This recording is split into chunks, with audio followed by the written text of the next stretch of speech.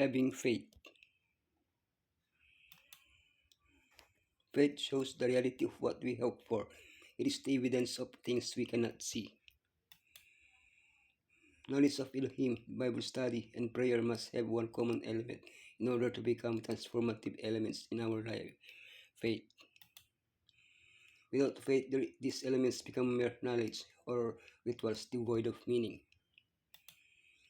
But with faith, they are powerful elements that will take us to the highest peaks of our spiritual experience. All things are possible to him who believes. Different types of faith. Faith and science, the measure of faith, faith and feelings. What is faith? Definition and development of faith. The faith of Yeshua. Different types of faith. Faith and science. Unless you people see signs and wonders, Yeshua told him, you will never believe. A sign is a distinctive mark or demonstration given to confirm an inspired message or to support divine authority.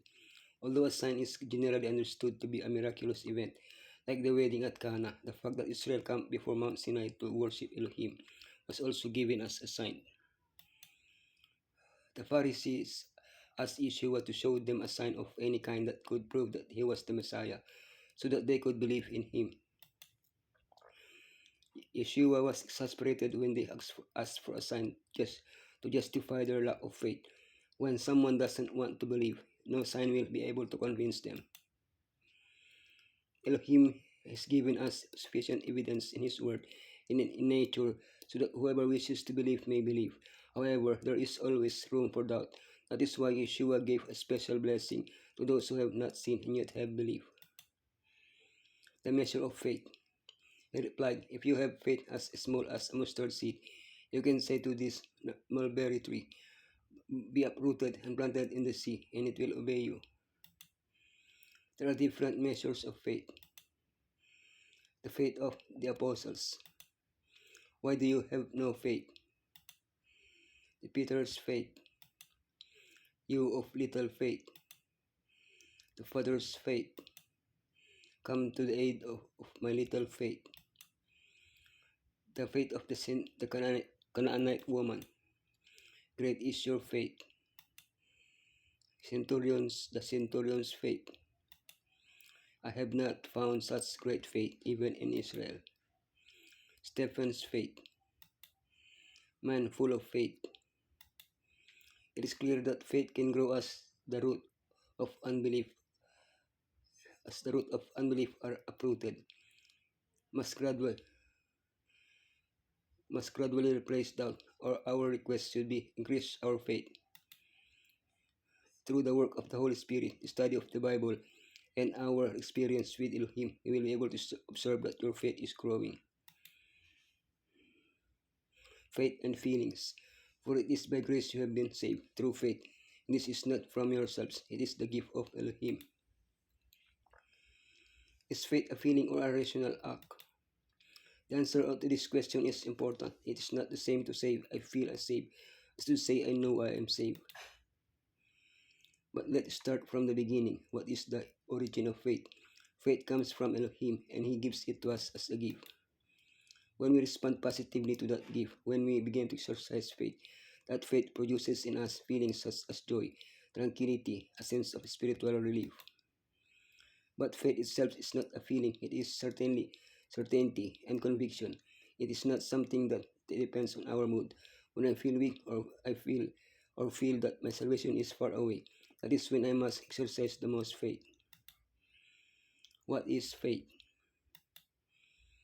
Definition and development of faith. Faith shows the reality of what we hope for. It is the evidence of things we cannot see. Hebrews 11:1, 3, and 6 offers us a broad definition of faith. Faith has much to do with our concept of Elohim. It leads us to believe in him as creator and rewarder. In the rest of the chapter, Paul elaborates on the faith of many men and women who serve as an example and encouragement for us not to lose heart while we await the reward. As we've seen, we don't all have the same level of faith. How can I develop whatever faith I have, whether it's a little or a lot? Exercise faith, however small it may be. Study the Bible. Ask Elohim to increase it. Do not give in to doubt. Do not, do not base my faith on the faith of others. Responding to the Holy Spirit. To habitually practice my faith. The faith of Yeshua. Here is the patience of the saints. Here are the ones who keep the commandments of Elohim in the faith of Yeshua. We, the faithful who live close to the return of Yeshua, are distinguished by two things that we must keep, that is, obey or preserve the commandments and the faith of Yeshua.